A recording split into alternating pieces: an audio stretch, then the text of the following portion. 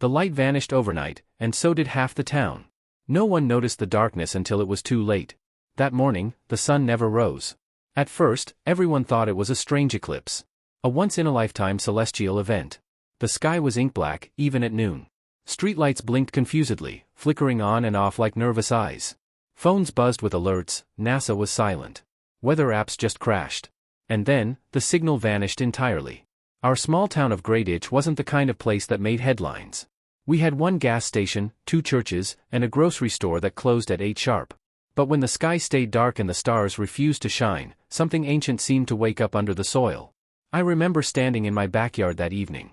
The porch light, our last source of warmth, flickered 3 times, then died. No power. No hum of the fridge. No distant sound of cars.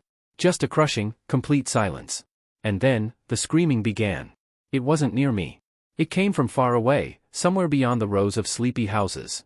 A high, sharp wail that sliced the silence open. Then another scream. And another. Then nothing. I ran inside, locking every door.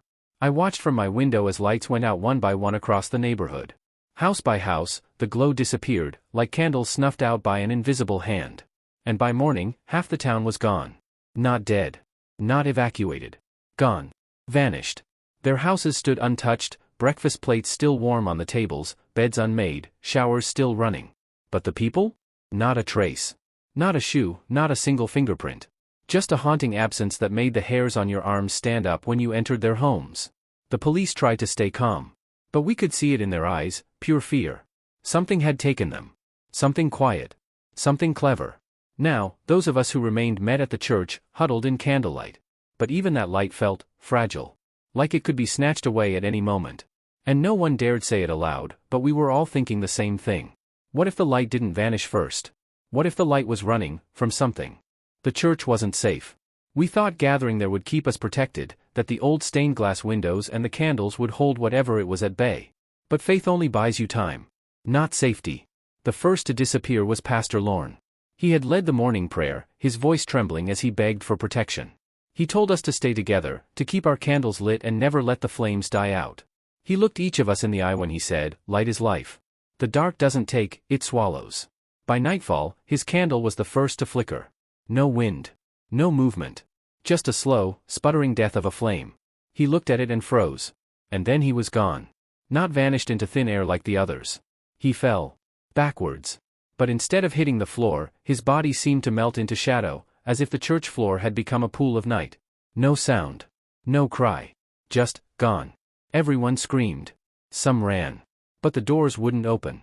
And when they finally did, we realized the darkness outside was thicker than before, like it was pressing against the walls, seeping in through the cracks. It wasn't just absence of light. It was something alive. Watching. Breathing. That's when we heard the bell. The town bell hadn't rung in years. The tower had been condemned, rusted shut. But it rang, once, deep and hollow. Like something had climbed into it and struck it with its hands. We knew what it meant. Another was about to disappear. Mrs. Dunley ran for the exit. Her candle had gone out. We begged her not to leave the light, but she said her grandson was still at home. She opened the doors, stepped out, and screamed. Only her voice made it through. We never saw her body. The dark outside had no form, but when it touched her, it hissed. Like oil meeting flame. Then silence. We're down to 15 now. We sleep in shifts. We feed the flames constantly. Every match is a lifeline. And every second we survive, the night feels a little closer. The town isn't dying. It's being erased. And we're next. By the third night, the candles weren't enough. No matter how many we lit, the shadows crept closer, curling around the edges of pews, stretching long and high across the altar. It wasn't behaving like light and dark should. It was intelligent. Patient. And it was playing with us. We set up a barrier of lamps, flashlights, even burning hymnals. Still, the darkness inched closer, like it was learning how to swallow light without putting it out. Little Gracie was the next to go. She was 6. Sat between her parents, clutching a battery-powered lantern shaped like a cartoon bunny. She wouldn't stop crying, and her mom kept shushing her. Then, just like that, the lantern dimmed, flickered, and died. No one even had time to scream. Gracie simply unraveled. Her form twisted into smoke, her small sobs echoing for a full 10 seconds after she vanished. 10 seconds. That's how long the dark held her voice before devouring it. After that, panic set in. Old Mr. Lang, the hardware store owner, tried to break the stained glass windows for a way out. But instead of shattering, the glass melted. Ran down the wall like it was bleeding color and shape. The image of the angel on the pane, its eyes followed him as he screamed. Then he too was gone. 1 foot in shadow, and he was dragged down. As if gravity had flipped in reverse. We started marking the floor with chalk, names of the missing, times they vanished, anything to make sense of the pattern. But it didn't follow logic. It didn't strike by age, or where you stood, or how loud you prayed. It came for whoever lost hope first. That's when I started lying. I told everyone we'd be rescued. That the National Guard was on the way. That someone outside must have noticed a whole town gone dark. But I don't believe that. And I don't think this thing is local. Something tells me this darkness isn't just in our town. It started here, but it's spreading. Every sunset could be someone's last. And once it learns how to kill light completely, it won't stop until the world is nothing but shadow. The 4th night, the church bells rang, on their own.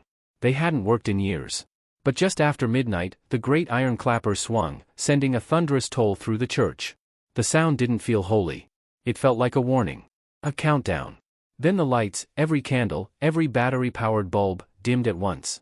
Not off. Not flickering. Whispering. That's the only way to describe it. The light began to whisper. Flickers took the shape of moving lips in the flames, in the bulbs, even in the moonlight through the glass. If you looked too long, you could almost hear them. Come closer. Lie down. Let the dark hold you. One woman, Marnie Kemp, followed the whisper into the confessional booth. We heard the door creak, then silence. When we opened it seconds later, all that remained was her scarf, caught in the closed door, slowly unraveling itself as if pulled by invisible fingers. We tried to block every entrance. We moved pews, stacked hymnals, nailed the pulpit to the door. But it didn't matter. The darkness was already inside us. Reverend Calloway snapped next. He stood by the altar, arms raised, face bathed in the dim flicker of a dozen candles. He said the darkness was a punishment. That we brought this on ourselves. Then he reached into the largest candle's flame, and pulled out something alive. It writhed in his hand like a serpent made of smoke and bone. His eyes turned black, not just the pupils. Everything went dark behind his face. He said it wasn't a punishment after all. It was a harvest. Half the town was taken, he whispered, voice like wind scraping over stone. The other half will feed the roots. That's when the floor began to split. Long, black cracks stretched beneath our feet, splintering out like veins. A smell like rotting leaves and wet iron filled the church. The wood beneath us pulsed, breathed, as if something below had just woken up. I grabbed my sister's hand. She was trembling, barely breathing. Outside the windows, I saw something move in the fields. Not people. Not animals. Shapes. They didn't reflect light. They drank it. And they were getting closer. We ran. Out the back of the church, through the alley behind the old post office, past the boarded-up diner and the broken library clock. The sky above was pitch, no stars, no moon, only the growing sense that we were beneath something now, not beneath the heavens, but under a great, black lid. The world wasn't dark. It had been swallowed. Behind us, the church cracked in half. Screams echoed up from inside, but they weren't human. They were layered. Like voices imitating humans through jagged mouths that didn't understand sound. Whatever Reverend Calloway had summoned, it wanted more. We reached the school, one of the last buildings still standing with lights. Weak battery lanterns flickered in the gym where maybe 24 of us had gathered. Everyone looked pale, wrong, like the darkness had touched their skin and left a bruise beneath it. Then the little girl spoke. The one who hadn't cried since her parents vanished. She looked at the far wall and said, softly. The light went out because something else needed it. We all turned. There, crawling across the brick like a shadow with too many limbs, was the thing. Not quite animal. Not quite human. Its face was a smear of eyes that blinked in and out of place. Where it walked, the light died completely, no reflections, no glow. Just void. It pointed. At us. That's when the power completely failed. No backup. No phones. No fire. Only whispers. Breathing. Bones shifting in sockets. One by one, people vanished in front of us, like candle wicks snuffed out by a wet finger. No struggle. Just gone. I gripped my sister's hand and closed my eyes. And I whispered back. Take me instead. There was a pause. Then, a cold wind curled around me like fingers brushing my spine. But nothing happened. When I opened my eyes, the thing was gone. Everyone was gone. Even my sister. Only me, and the silence. The town was whole the next morning. The buildings. The trees. The signs. But not the people. No one believes me. Maps still show the town. Roads still lead to it. But when you go there, there's nothing but fog. And if you wait long enough, you'll hear the church bell ring. One last time.